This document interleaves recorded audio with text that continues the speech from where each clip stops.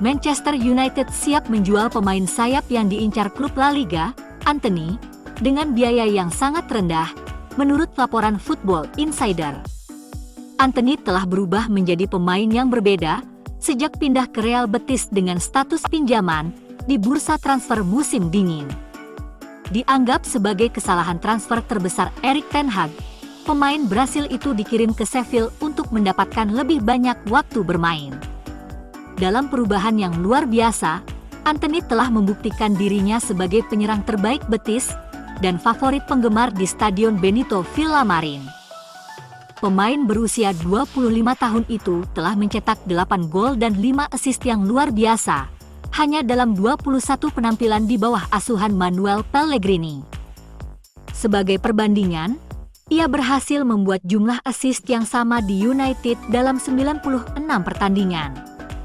Baru-baru ini, Antony membantu Betis mencapai final Liga Konferensi Eropa dengan tendangan bebas babak pertama yang menakjubkan melawan Fiorentina. Menurut Football Insider, Betis sangat ingin mempertahankan jasa Antony. Namun, kesulitan keuangan mereka mungkin memaksa mereka untuk mengusulkan kemungkinan perpanjangan kesepakatan pinjamannya alih-alih transfer permanen. Raksasa La Liga Atletico Madrid juga dilaporkan menargetkan kepindahan musim panas untuk pemain sayap kanan itu. Sekarang, United diklaim siap menjual Antony seharga 20 juta pound hingga 30 juta. Meski dalam beberapa minggu terakhir, telah banyak dilaporkan bahwa United mencari biaya sekitar 40 juta pound untuk pemain mereka yang sedang dalam performa terbaik.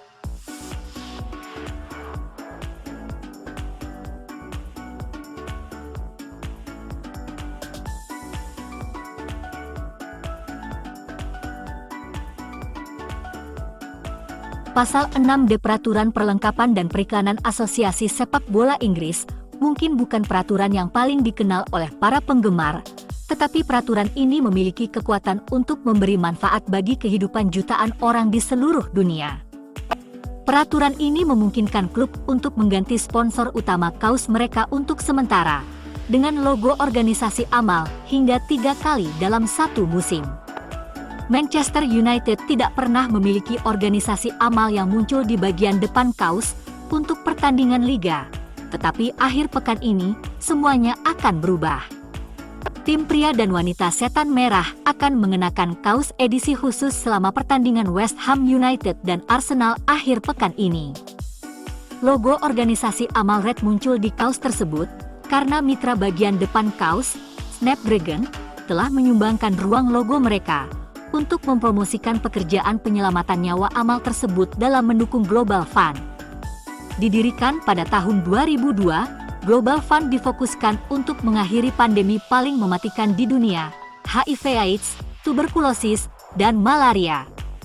Hibah Global Fund atau RED mendukung program penyelamatan jiwa yang memberdayakan tenaga kesehatan dan menyediakan pengujian, pengobatan, dan perawatan di tempat-tempat yang dilanda ketidakadilan yang menyebabkan pandemi berkembang pesat.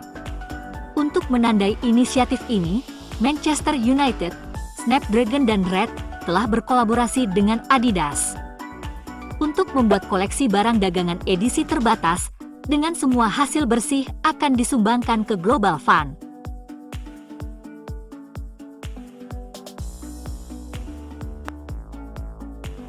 Manchester United U21 menghadapi rival sekota City di Stadion Jui pada Jumat malam di semifinal Liga Primer 2. City diperkirakan akan menjadi salah satu ujian terberat bagi tim asuhan Travis Binion setelah memuncaki klasemen selama musim reguler, dan mereka terbukti seperti itu. Kedua tim saling bertukar umpan berbahaya ke kotak penalti pada menit-menit awal, tetapi keduanya tidak dapat menguji kiper lawan sejak awal. Divin Mubama memiliki peluang terbaik pada menit ke-20 ketika ia bermain di belakang lini belakang MU dan berhasil menerobos masuk melewati Louis Jackson dan Godwill Kukonki, tetapi penyerang City itu kehilangan keseimbangan pada menit terakhir saat ia terpeleset dan kehilangan kesempatan untuk menguji Eli Harrison. Mubama terbukti sulit dibendung oleh para bek MU, dan menemukan dirinya di kotak penalti di belakang Kukonki lagi tak lama kemudian, tetapi ia berhasil menyambar bola yang melebar dari tiang kanan.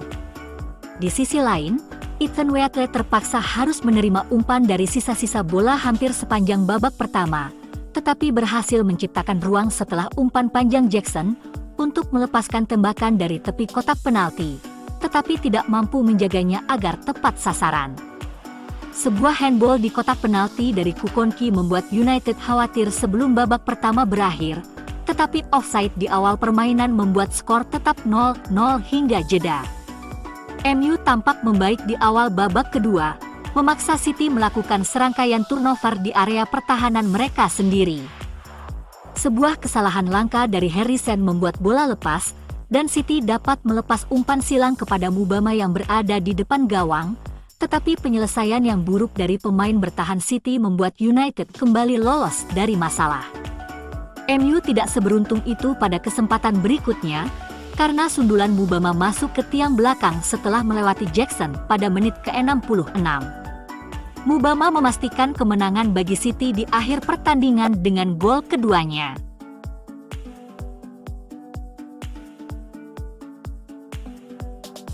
Ruang ganti MU tampaknya menjadi tempat yang baik untuk ditinggali saat ini, dan hasil positif di Liga Eropa sangat membantu.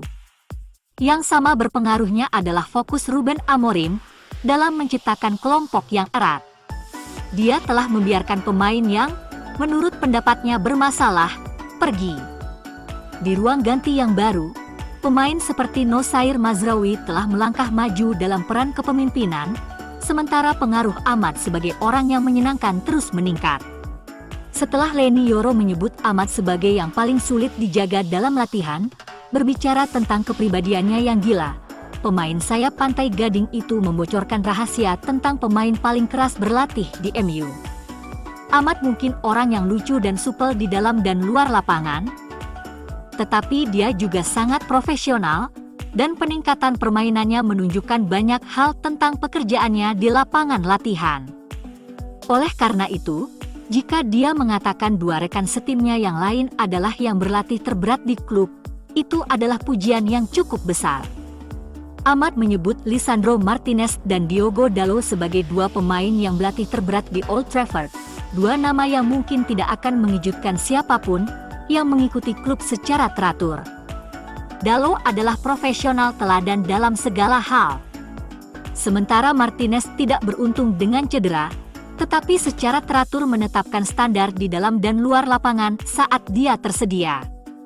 Oleh karena itu, tidak mengherankan jika mereka dipilih sebagai pemain yang berlatih terkeras di klub, karena peningkatan mereka berbicara sendiri.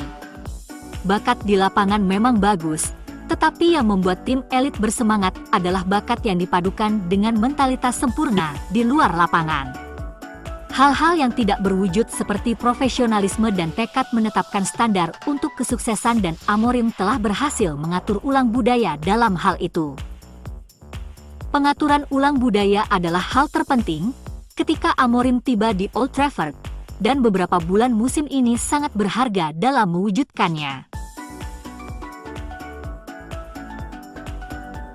Manchester United dikabarkan tengah mengincar bek Inter Milan, Jan Bisek, sebagai target transfer untuk bursa transfer musim panas mendatang.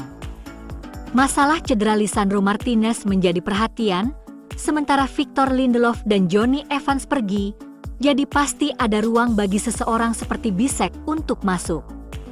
Pemain internasional Jerman itu bersinar untuk Inter, membantu tim Simone Inzaghi mencapai final Liga Champions kedua mereka dalam 3 musim terakhir. Mengingat keberhasilan Inter, mungkin tampak mengejutkan bahwa Bisek akan mempertimbangkan gabung tim United. Tampaknya pemain berusia 24 tahun itu menjadi target United, dengan pernyataannya ingin pindah ke Liga Premier, yang berarti pembicaraan dapat segera dipercepat. Namun, Inter mungkin tidak terlalu tertarik untuk menjual, dan itu bisa menjadi akhir dari berita itu. MU jelas masih memiliki banyak daya tarik, meskipun di tengah perjuangan mereka saat ini karena mereka terpuruk di posisi ke-15 dalam klasemen Liga Premier. Bisek dan Inter sekarang bersiap untuk menghadapi Paris Saint-Germain di final Liga Champions di akhir musim ini. Akan menarik untuk melihat siapa yang bisa menang dalam pertandingan itu, dengan kedua tim tampak sangat pantas mendapatkan tempat mereka di final di Munich. Keduanya tampak layak menjadi pemenang trofi, tetapi mungkinkah itu akan menjadi penampilan terakhir Bisek untuk Nerazzurri?